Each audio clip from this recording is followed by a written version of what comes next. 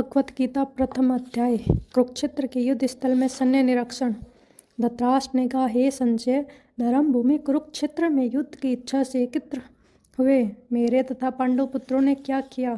तब संजय ने कहा, हे राजन, पांडु पुत्रों द्वारा सेना की व्यूह रचना देख राजा दुर्योधन अपने गुरु के पास गए और बोले, हे आचार्य, पांडु पुत्रों की विशाल सेना को देखे, जिसमें उनके वीर धुरंधरों के बारे में आचार्य को बताते हैं और अपनी सेना के वीर योद्धाओं के बारे में बात करते हैं। इसके बाद पितामह द्वारा शंख बजाया जाता है और पांडु पुत्रों के द्वारा भी अपने अपने शंख बजाए जाते हैं। सभी के दिव्य शंखों की स्वर अत्यंत कोलाहलपूर्वक था। श्री हनुमान से अंकित ध्वजा लगे रथ पर आसीन पांडु पुत्र अर्जुन अपना धनुष उठाकर तीर चलाने के लिए उद्यत हुआ। हे राजन, धृतराष्ट्र के पुत्रों को व्यूह में खड़ा देख अर्जुन ने श्री कृष्ण से ये वचन कहे। अर्जुन ने कहा, हे माधव, कृपा करके मेरा रथ दोनों सेनाओं के बीच में ले चले, जिससे मैं यहाँ उपस्थित युद्ध की अभिलाषा रखने वालों को और शस्त्रों की इस महान परीक्षा में जिसमें मुझे संघर्ष करना है उन्हें देख सकूं।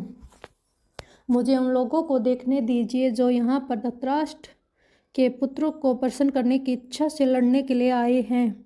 संजय ने कहा, हे भरतवंशी, अर्जुन द्वारा इस संबोधित किए जाने पर भगवान कृष्ण ने दोनों दलों के बीच में उस उत्तम रथ को लाकर खड़ा कर दिया। भीष्म, द्रोण तथा विश्व भर के अन्य समस्त राजाओं के सम्मान भगवान ने कहा कि हे पार्थ, यहाँ पर एकत्र सारे कुरुओं को देखो। अर्जुन ने वहाँ पर दोनों पक्षों की सेनाओं के मध्य अपने चाचा, ताऊ, पितामह, गुरुओं, मामाओं, भाइयों, पुत्रों, पौत्रों, मित्रों, ससुरों और शुभचिंतकों को भी देखा। जब कुंती पुत्र अर्जुन ने मित्रों तथा संबंधियों की इस विभिन्न श्रेणियों को देखा तो वह करुणा से अभिभूत हो गया और इस प्रकार बोला, हे कृष्ण, इस प्रकार युद्ध की इच्छा रखने वाले अपने मित्रों तथा संबंधियों को अपने समक्ष उपस्थित देखकर मेरे शरीर के अंग काँप रहे हैं और मेरा मुंह सूखा जा रहा है। मेरा सारा शरीर काँप रहा है, मेरे रोंगटे खड़े हो रहे हैं, मेरा गांडीव धनुष मेरे हाथ से गिर रहा है और मेरी त्वचा जल रही है। मैं यहाँ अब और अधिक खड़ा रहने में समर्थ नहीं हूँ। मैं अपने को भूल रहा हूँ और मेरा सिर चकरा रहा है। हे कृष्ण, मुझे तो केवल अमंगल के कारण दिख रहे हैं। हे कृष्ण, इस युद्ध में अपने ही स्वजनों का वध करने से न तो मुझे कोई अच्छाई दिखती है, न ही मुझे उनसे किसी प्रकार की विजय, राज्य, सुख की इच्छा रखता हूँ। हे गोविंद, हमें राज्य, सुख अथवा इस जीवन से क्या लाभ, क्योंकि जिन सारे लोगों के लिए हम उन्हें चाहते हैं वे ही इस युद्ध में खड़े हैं। हे मधुसूदन, जब गुरुजन, पितृगण, पुत्रगण, पितामह, मामा, ससुर, पौत्रगण, साले तथा अन्य सारे संबंधी अपना अपना धन एवं प्राण देने के लिए तत्पर हैं और मेरे समक्ष खड़े हैं, तो फिर मैं इन सबको क्यों मारना चाहूँगा, भले ही वे मुझे क्यों न मार डालें। हे जीवों के पालक, मैं इन सब से लड़ने को तैयार नहीं, भले ही बदले में मुझे तीनों लोग क्यों न मिलते हों। इस पृथ्वी की तो बात ही छोड़ो, भला धृतराष्ट्र के पुत्रों को मारकर हमें कौन सी प्रसन्नता मिलेगी?